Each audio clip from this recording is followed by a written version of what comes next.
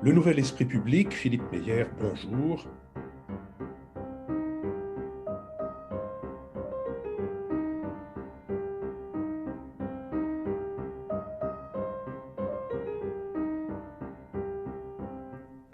Bonjour, merci de nous avoir rejoints pour cette deuxième partie de l'émission qui a été enregistrée en direct et réalisée en direct dimanche dernier, le 10 janvier. C'est maintenant la traditionnelle période de réaction des auditeurs, réaction abondante. Je crains que nous ayons du mal à répondre à toutes, mais je commence tout de suite sans tarder en remerciant une nouvelle fois Clément Beaune d'avoir accepté d'être notre interlocuteur. Première question, l'un des problèmes de l'Union européenne n'est-il pas sa difficulté à rendre visibles les bienfaits qu'elle apporte à ses citoyens de manière concrète?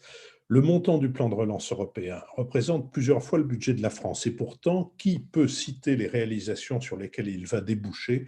Ne manque-t-il pas un mécanisme de suivi et de communication régulier? Clément Beaune. Oui, ici, je pense qu'il manque en effet une communication concrète. Je prends l'exemple du plan de relance, il est très bon, parce que ça renvoyait un peu au symbole qu'on évoquait aussi. Moi, je me suis battu l'été dernier, et le Premier ministre a bien voulu l'accepter, pour qu'il y ait sur le logo toute la communication autour du plan de relance, et demain, j'espère, sur des projets précis, un petit drapeau européen. Ça paraît secondaire ou anecdotique, je pense que c'est très important. Moi, j'arrête pas de visiter des endroits où il y a un président de région ou un maire qui nous dit c'est formidable, ici j'ai eu 20% de financement européen ou 50% de financement européen, et on leur dit mais qui le sait? Et à part eux, personne. Bon. Et donc ça passe aussi par ce type d'explication. Je le disais, toute communauté politique se fonde sur la démonstration de son action. En Europe, il y a encore une forme parfois de honte, parfois de technocratisme dans la façon dont on communique. Et donc, je crois que effectivement, le plan de relance, les projets ne sont pas encore sortis de terre pour beaucoup d'entre eux. Mais si on disait que sur tout projet européen, tout projet que les gens voient au coin de la rue, au rond-point en bas de chez eux, qui a été financé par le plan de relance, il y a l'Europe qui a participé, là, ça change, je pense, un petit peu l'image. De même, je défends beaucoup l'idée que au-delà d'Erasmus, qui malheureusement ne profite qu'à une petite partie des étudiants européens à ce stade, tous les lycées ou collèges de France profitons du fait que la Covid a développé les échanges digitaux, numériques, soient jumelés, parfois par écran interposé, avec un autre établissement scolaire d'Europe. Ça, c'est de la démonstration concrète de ce que peut faire l'Union européenne ou l'Europe comme projet au sens large. Autre question, peut-on imaginer une Europe de la défense sans établissement d'une coopération avec le Royaume-Uni? Clément Beaune. Je ne crois pas une Europe de la défense crédible. C'est la raison pour laquelle, avant que le Brexit ne se mette en œuvre, mais une fois qu'il était décidé, dès l'été 2017, vous l'avez rappelé, je crois, en introduction, la France avait proposé cette initiative européenne d'intervention, qui est une sorte de club de coopération pour planifier nos travaux militaires, analyser les menaces de concert, etc., dans laquelle nous avons convié le Royaume-Uni. Ce n'est pas un format institutionnel, c'est d'ailleurs une bonne image d'Europe à la carte qui fonctionne de manière pragmatique. Nous avons besoin d'avoir le Royaume-Uni dans ce groupe de travail. Nous aurons différents formats de coopération. Vous avez évoqué le travail E3, qui n'est pas strictement européen, Allemagne, France, Royaume-Uni, ça continuera. Nous aurons une relation bilatérale avec le Royaume-Uni qui est très forte en matière industrielle, de coopération de services de renseignement et autres, qui a 10 ans désormais dans le cadre des traités de Lancaster House, et il faudra les approfondir. Puis il faudra inventer un format sans doute un peu plus large de coopération entre les 27 et le Royaume-Uni. La France avait proposé il y a un an un Conseil européen de sécurité, qui serait une forme d'enceinte où l'Union européenne et le Royaume-Uni essayent de coordonner leurs actions, par exemple en matière de sanctions. Quand on sanctionne la Biélorussie, ça a plus de sens de le faire ensemble avec les mêmes personnes visées, le même rythme de décision entre le Royaume-Uni et l'Union européenne pour être plus fort. Bon, donc on devra inventer cela. Cela étant dit, et aussi important que le Royaume-Uni soit dans notre politique de défense et de sécurité, c'est un pays tiers, comme l'on dit. Et donc, je ne crois pas qu'ils doivent décider avec nous. Et on doit avoir une industrie de défense qui, néanmoins, soit avant tout centrée sur les pays de l'Union européenne. C'est ce qu'on essaie de faire avec l'Allemagne pour l'avion ou le char du futur, etc. Donc, il faut inventer cet à côté proche qu'on n'a jamais eu à définir, avec un grand pays européen qui a fait partie du club et qui n'y est plus. Mais il ne s'agit certainement pas de couper les ponts en matière de défense avec le Royaume-Uni. Toujours sur le sujet de la défense, l'Union européenne est-elle crédible en matière de défense contre le djihadisme qui s'engage à part la France? Si la Russie devenait menaçante, croit-on vraiment que ce serait l'Union européenne qui pourrait la repousser? L'Union européenne peut-elle susciter l'adhésion sans traiter un besoin aussi fondamental? Clément Beaune?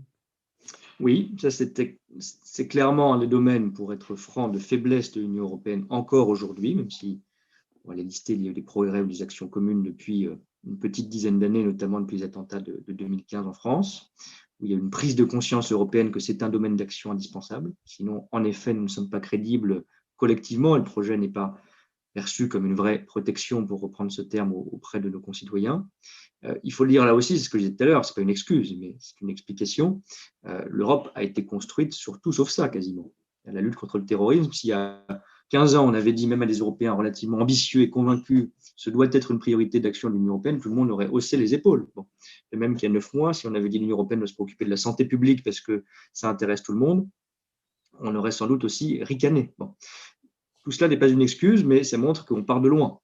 Et je pense que la lutte contre le terrorisme a une dimension européenne, pas seulement d'ailleurs les armes à la main, si je puis dire, où la dimension régalienne et nationale est encore très forte, mais par, et ça n'est pas non plus anecdotique, la régulation de l'Internet, comme on l'a vu, où la radicalisation se fait beaucoup en ligne, d'où l'importance de la réglementation européenne qu'on a actée en décembre pour retirer les contenus à caractère terroriste dans un délai d'1 heure de manière obligatoire et sanctionnable, pour lutter contre le financement du terrorisme par le blanchiment ou les flux financiers illégaux, pour coopérer en matière policière et judiciaire.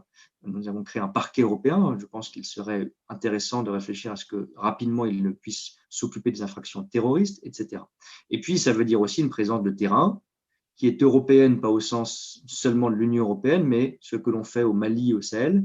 Nous avons, heureusement, mais insuffisamment, c'est très clair, des alliés européens qui sont à nos côtés, du plus petit au plus grand. Ça peut être certains pays baltes qui sont avec nous, comme le soutien de l'Espagne ou du Royaume-Uni, pour prendre un exemple de coopération malgré le Brexit, où nous sommes encore côte à côte. Mais ce n'est pas suffisant. Il faut aussi être cohérent, pardon, un dernier point plus politique, mais enfin c'est illustratif.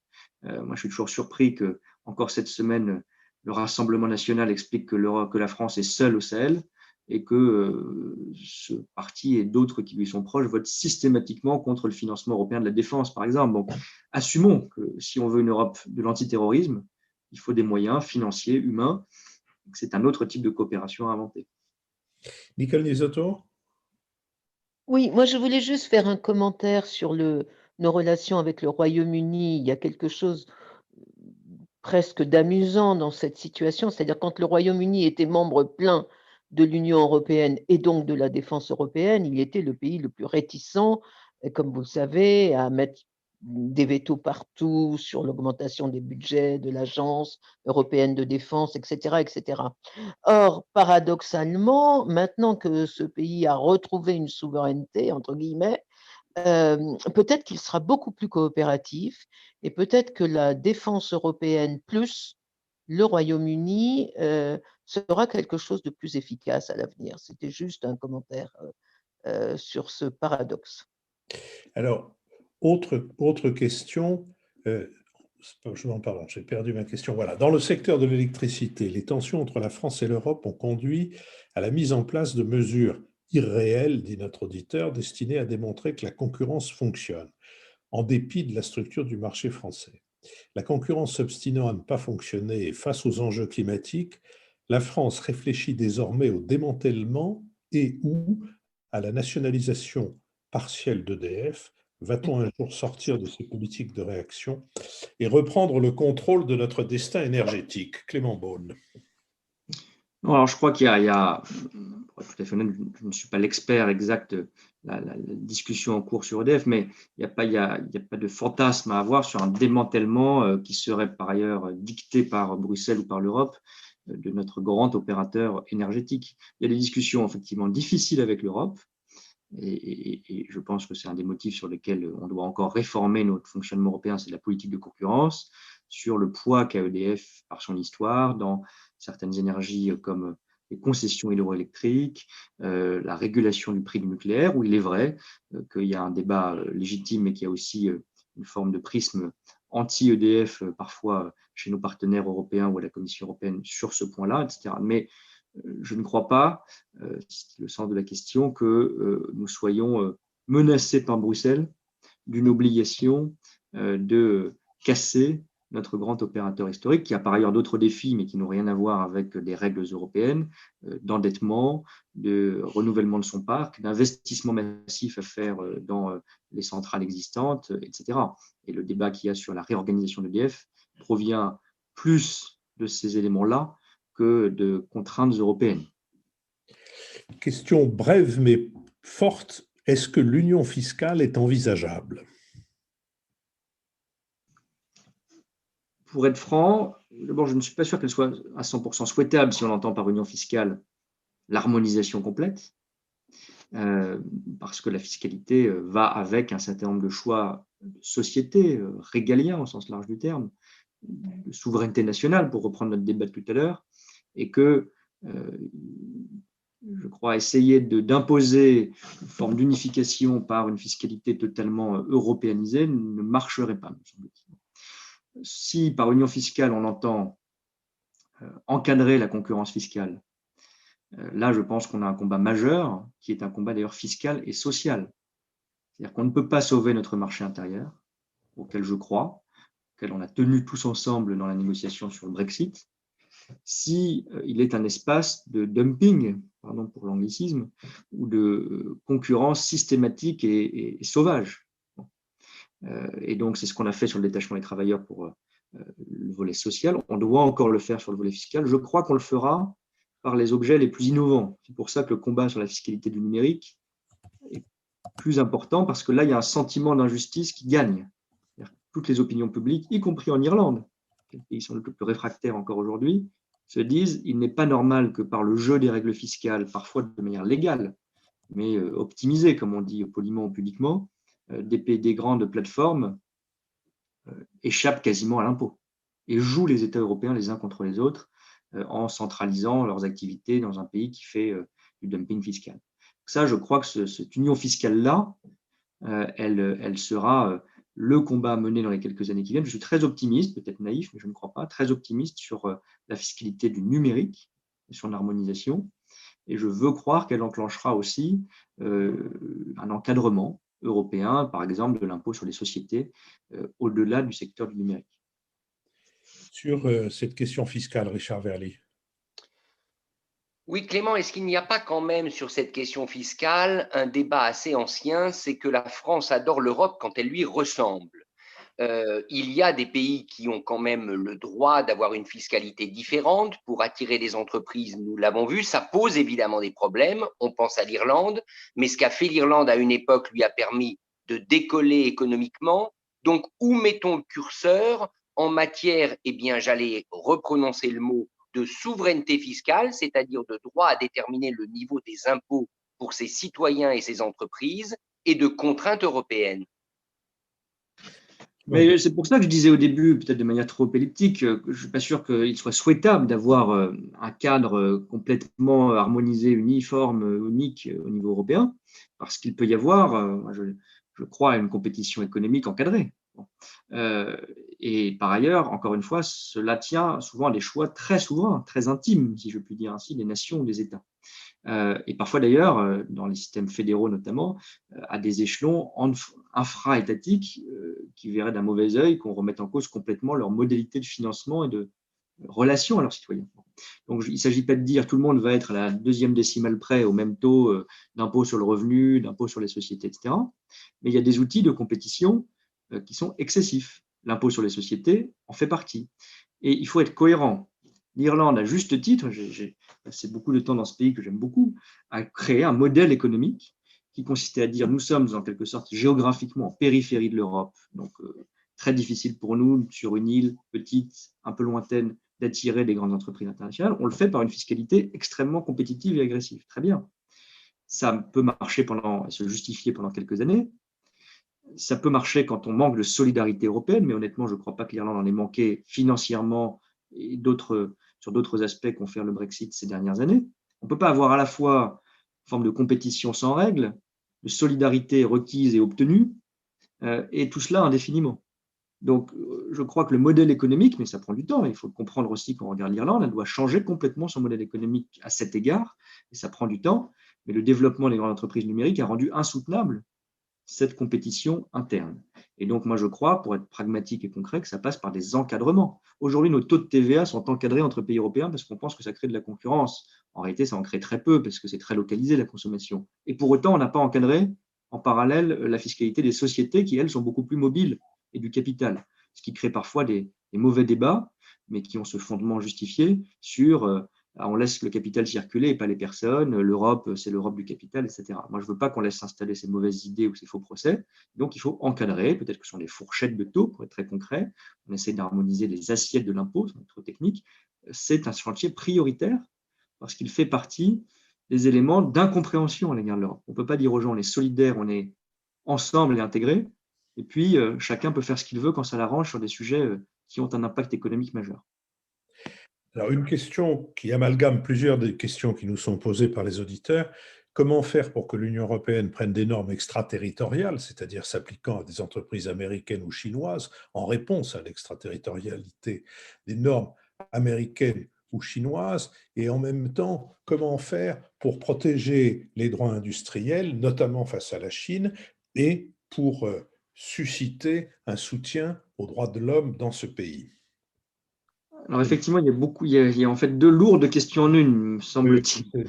si vous voyez toutes celles qui sont en train de Bien sûr, s'afficher, je vais essayer nous t'en prendrions un rendez-vous la semaine prochaine et même la semaine d'après. Alors, sur l'extraterritorialité, il y a un point qui est très important parce que là, je crois que ça fait encore partie du domaine où on est de gentils naïfs encore parfois, nous, Européens. On reproche, à juste titre, du point de vue du droit, une forme de morale internationale aux États-Unis d'avoir des normes extraterritoriales. Ils sanctionnent nos entreprises au titre de ce qu'elles ont fait en Iran ou ailleurs, de manière assez large, sans grande transparence, et on est toujours très choqué par ce type de comportement. Et on a quelques outils de réaction au niveau européen, en vérité assez faibles pour faire court. Moi, je pense qu'il faut qu'on assume une extraterritorialité européenne. Qu'est-ce que font les Américains? Ce n'est pas si choquant que ça. Ils sanctionnent des entreprises étrangères en tant qu'elles agissent sur leur marché. Au fond, ils ont le droit, si on croit à une forme de souveraineté, justement.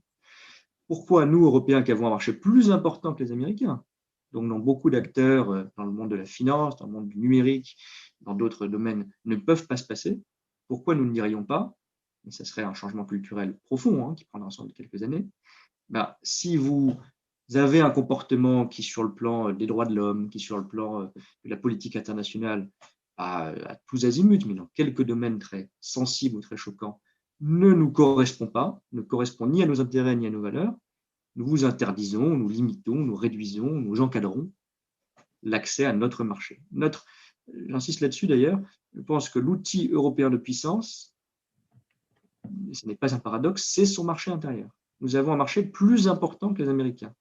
Dans nos accords commerciaux, dans notre politique d'extraterritorialité à construire, nous avons en réalité tous les moyens, défensifs ou offensifs, d'imposer, je ne dis pas ça de manière coloniale, d'imposer nos valeurs et nos normes dans beaucoup de secteurs. On a réussi à le faire d'une certaine façon, maintenant il faut le faire vivre dans l'accord avec le Royaume-Uni. Donc ça doit servir de modèle ou de précédent. Et ça vaut sans doute d'ailleurs dans notre relation, c'est le deuxième élément de votre question, avec la Chine. Il y a eu un premier accord qui a été conclu sur l'investissement, conclu dans son principe, parce qu'il y a encore beaucoup d'étapes ces dernières semaines. Beaucoup disent, pour faire court, mais juste d'une certaine façon, qu'il est incomplet, qu'il ne va pas assez loin sur l'encadrement des droits sociaux, du travail forcé, les droits des Ouïghours, etc. Et c'est juste, il faut aller plus loin. Je crois que c'est une étape qui va dans le bon sens, il n'y a aucun recul, il n'y a que des avancées dans cet accord. Mais clairement, avec notre marché, nous avons, en régulant l'accès, tous les outils pour imposer au bon sens du terme nos valeurs et intérêts européens. Je prends un dernier exemple qui sera un des grands combats des mois qui viennent, ce qu'on appelle parfois comme raccourci la taxe carbone aux frontières nationales, aux frontières européennes. Je crois que c'est très juste là aussi, parce qu'on ne peut pas être un leader de l'ambition climatique avec les normes les plus strictes au monde. C'est ça qui se passe dans l'automobile, pour réduire nos émissions de 55% en 2030, de 100% en 2050, et importer de la pollution de l'extérieur ou ne pas imposer aux concurrents de nos entreprises les mêmes normes. Et donc, la taxe carbone aux frontières ou l'ajustement carbone aux frontières, c'est cela, c'est faire payer le même prix du carbone à la PME qui produit en France et aux concurrents indiens ou chinois qui exportent vers chez nous. C'est légitime. Et c'est exactement ça. C'est une forme d'extraterritorialité en vérité, mais qu'on impose par l'accès à notre marché. Michaela Wiegel. Oui, juste un mot justement sur cet accord d'investissement avec la Chine. En France, on a tendance à dire oui, c'est finalement l'héritage de Merkel. Elle a poussé pour qu'on signe, alors que c'était pas vraiment nécessaire, qu'il valait mieux attendre l'administration Biden arriver pour garder plus de chances ouvertes. Comment ne pas à chaque fois tomber dans ce panneau de voir en quelque sorte une domination allemande quand il s'agit des relations avec la Chine, comme si les intérêts européens ne pouvaient pas justement vis-à-vis de la Chine défendus ensemble et notamment par les grands partenaires industriels de l'Europe. Clément Beaune.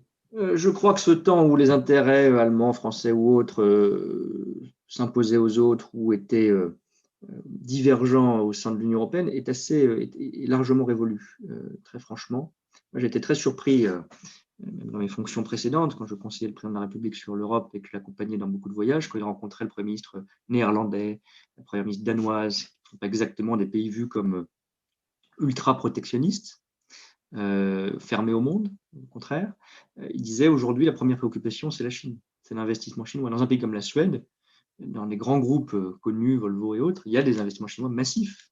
Il y en a au sud de l'Europe, on le sait, en Grèce, au Portugal. Donc, il y a cette préoccupation commune. Je crois que ça, c'est une vraie convergence. Même l'Allemagne, qui a longtemps, parce que c'est un pays exportateur, que le marché chinois est plus vital sans doute pour l'économie allemande que pour l'économie française, a longtemps été en arrière de la main sur ce sujet. Je crois qu'il y a eu un changement. Donc, je ne crois pas que Mme Merkel, même pour le bilan de sa présidence, soit dans l'idée de céder aux Chinois. Je crois que l'Allemagne a plutôt fait le chemin inverse, d'ailleurs.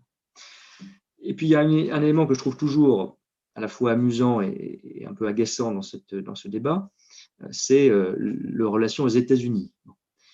On se voit encore dans un état de minorité à l'égard des États-Unis. Je pense qu'on va mieux travailler avec M. Biden, y compris dans le rapport aux règles du commerce international, la réforme de l'OMC, le rapport à la Chine, plus dur, et plus coopératif entre nous. Mais on a quand même le droit et même le devoir, en tant qu'Européens, de définir nos propres intérêts, qui ne sont pas à 100% ceux des Américains dans la relation avec la Chine. Et on est capable aussi, ne soyons pas faibles nous-mêmes, on est capable de construire un accord qui défend nos intérêts avec la Chine sans appeler à la rescousse M. Biden et Mme Harris et attendre leur investiture. Bon. Ça ne veut pas dire que c'est la fin de l'histoire. C'est pour ça que je présente cet accord comme une étape. Je pense qu'il y a une étape qui va dans le bon sens, mais qu'il faudra compléter. C'est exactement ce qu'a dit le président de la République. Donc, je ne crois pas qu'on ait lâché, si je puis dire, ou fait une mauvaise manière à Washington dans cette négociation à l'égard de la Chine. De nos auditeurs vous pose une question et vous suggère d'ailleurs des réponses. Je le reprends. Au-delà de l'institutionnel, quels seraient selon vous les 3 objectifs essentiels susceptibles de relancer la construction européenne à 3 ou 5 ans? C'est là où les solutions sont proposées par notre auditeur.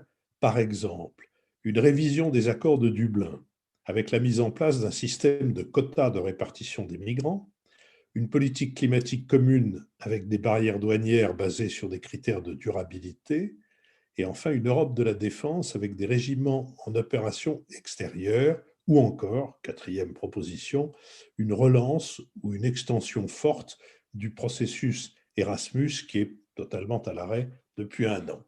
Voilà la question et voilà les suggestions, Monsieur le Ministre. Les réponses me paraissent très bonnes, donc je n'en inventerai pas d'autres, mais pour ne pas avoir l'air de suivre les auditeurs, aussi amicaux soient-ils dans leurs conseils, j'en ajouterai.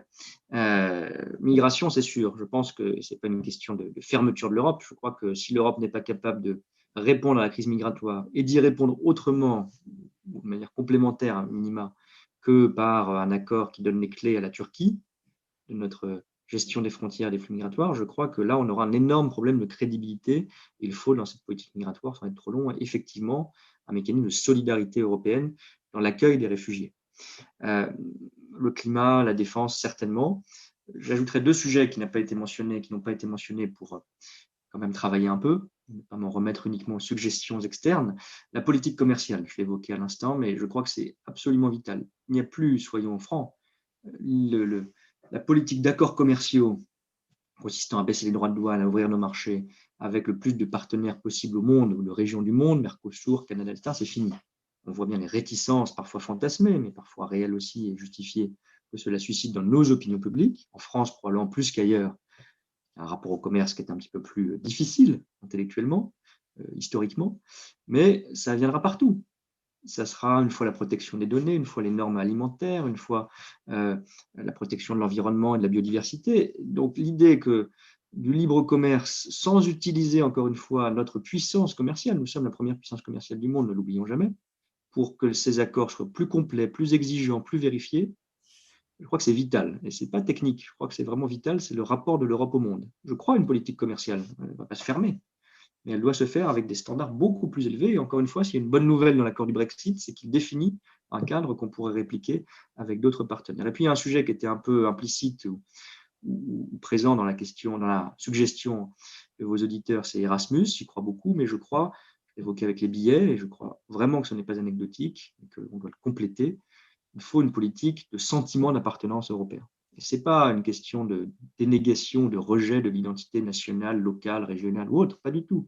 Il n'y a pas de, l'Europe n'est pas un État, mais elle est une communauté politique, si on y croit, si on croit à cette Europe politique qu'évoquait Nicole Niesotto. Il faut des symboles, il faut des sentiments, il faut des expériences communes. J'allais dire, aussi triste soit-elle, l'expérience de la Covid est une des premières expériences européennes communes, puisqu'on a souffert à peu près ensemble en même temps de la même façon. Et d'ailleurs, je suis très frappé dans les médias ou sur les réseaux sociaux, etc. On se compare en permanence, souvent pour dire qu'on est évidemment les plus mauvais, mais on se compare en permanence aux autres pays européens, pas seulement l'Allemagne, mais je crois que beaucoup de gens, parce qu'on est un peu submergé d'informations ou d'éléments sur la Covid, regardent toujours ce qui se passe chez le voisin. Faisons-en une sorte de force, il y a un intérêt pour ce qui se passe chez nos voisins européens. Richard Verly. Oui, sur cette question des migrants qui était évoquée précédemment parmi les suggestions de nos auditeurs, il y a quand même un point qui pose question. Peut-on arriver à une politique concertée européenne de renvoi des migrants lorsque les clandestins ne remplissent tout simplement pas les conditions d'éligibilité pour rester en tant que réfugiés sur le territoire de l'Union? Est-ce qu'on va y arriver? Parce que quand on est en reportage, ça fait quand même partie. Moi, j'arrive de Calais, où j'étais vendredi. Il y a à nouveau des migrants à Calais, bien évidemment, en attente de partir vers le Royaume-Uni. Et la question que les Calaisiens posent parfois, c'est qu'est-ce que l'Europe va faire si on doit les renvoyer? Est-ce que l'Europe est capable de renvoyer ces gens chez eux? Je sais que le terme peut apparaître extrêmement dur, mais malheureusement, il y a cette option du renvoi lorsqu'on n'est plus éligible en Europe. Alors, est-ce que c'est possible ou pas? Clément Beaune. Oui, c'est possible, et moi j'assume que ça doit faire partie d'une politique migratoire européenne commune. On parle de renvoi ou de retour, mais soyons francs, c'est la même réalité. Il est clair que moi je crois à des frontières européennes communes, c'est-à-dire quand on rentre dans un pays européen, on rentre en Europe, l'espace Schengen, l'Union européenne, mais on rentre globalement en Europe et on peut circuler plus ou moins librement. Moi j'assume cette libre circulation, mais là aussi il faut être complet et cohérent. Elle n'est soutenable, acceptable, compréhensible par nos citoyens que si on régule la frontière commune d'origine, donc la frontière européenne. Et là, il faut deux choses, je simplifie évidemment à l'extrême, il faut de la rapidité dans l'examen des situations pour ceux qui n'ont pas droit, au terme de nos règles, de conventions internationales, de nos constitutions, droit à l'asile et droit à rester sur le continent européen, il y a un retour rapide. Et là, oui, l'organisation européenne, mais surtout la négociation européenne est essentielle parce que c'est le seul moyen d'être plus fort avec des pays d'origine ou de transit qui souvent n'acceptent pas de reprendre leurs propres ressortissants. Je crois qu'il faut être ferme là-dessus. On ne peut pas légitimement bénéficier de l'aide européenne pour sa jeunesse, pour ses infrastructures, etc., et ne pas accepter de réguler avec nous les flux migratoires et de reprendre un certain nombre de ressortissants quand ils n'ont objectivement pas le droit de rester en Europe. Et puis pour ceux qui doivent et peuvent rester en Europe, parce qu'on a un droit d'asile, je suis fier, on doit le défendre, il y a des réfugiés qui ont droit à l'asile, ça n'est pas nouveau, c'est dans notre constitution, c'est dans la constitution de la plupart des États membres. Là, on doit partager l'effort, parce que c'est un effort d'intégrer, mais on doit partager l'effort. Et il est scandaleux, pour le coup, et d'ailleurs insoutenable à moyen long terme, que certains pays s'exonèrent de tout accueil, ou prétendent s'en exonérer. C'est le cas de certains pays, la Hongrie, la Pologne et quelques autres parfois. Et c'est là qu'on doit trouver l'équilibre dans notre politique européenne entre examen rapide des situations à la frontière commune, renvoi au retour, en effet, en coopération avec les pays d'origine ou de transit de ces personnes-là, et pas des autres, et pour les autres qui ont le droit à l'asile et qui sont à la fin des réfugiés, un accueil partagé. Une dernière question, j'ai toujours dit que la radio était l'école de la frustration. Le podcast n'échappe pas à cette malédiction. Je prie donc ceux des auditeurs dont je n'ai pas pu relayer les questions de me pardonner et je pense que nous pouvons terminer sur une question moins anguleuse, peut-être moins difficile aussi, qui est la question d'un auditeur. L'Écosse envisage de demander son indépendance suivie de sa réintégration dans l'Union. Qu'en pensez-vous? Clément Beaune. Alors là, vous me mettez en douloureux porte-à-faux diplomatico-affectif. Non, moi, je ne fais pas partie, j'aime à la fois beaucoup le Royaume-Uni et l'Écosse, mais je ne fais pas partie de ceux qui plaident pour le démantèlement des voisins. Bon.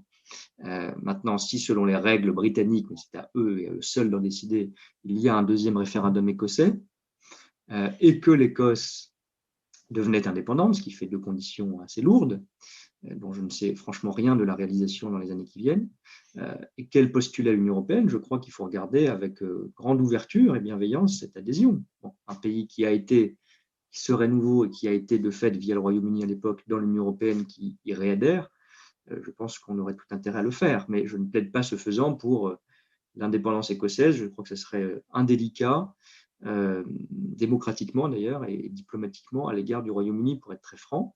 Maintenant, il n'y a pas que cette solution binaire, c'est pas l'indépendance et la réadhésion ou rien. L'Écosse est une nation qui a un certain nombre de compétences dans le Royaume-Uni, et donc en matière universitaire, en matière scientifique, en matière culturelle, artistique, on peut imaginer tout à fait des échanges renforcés entre l'Écosse et l'Union européenne, ou l'Irlande du Nord, qui a manifesté aussi ce souhait via Erasmus, par exemple, avec l'Union européenne, que ce qu'on aura avec l'Angleterre, où peut-être le sentiment de coopération avec l'Europe sera moins fort dans les années qui viennent. Donc, n'attendons pas, si je puis dire, un référendum avec un peu de Schadenfreude, pour reprendre une expression que Michael Navigel m'excusera pour la mauvaise prononciation. N'attendons pas un référendum ou un débat interne douloureux pour jeter des ponts. On peut le faire maintenant. Merci de cette réponse nuancée. Merci aussi de vos autres réponses. Merci d'avoir passé avec nous une première heure, puis maintenant cette demi-heure de réaction à nos auditeurs. Merci à toutes et à tous d'y avoir participé et je vous donne rendez-vous la semaine prochaine pour la reprise du cours ordinaire, si je puis dire, de nos émissions. Monsieur le ministre, merci et au revoir. Merci à vous. Merci beaucoup, vraiment.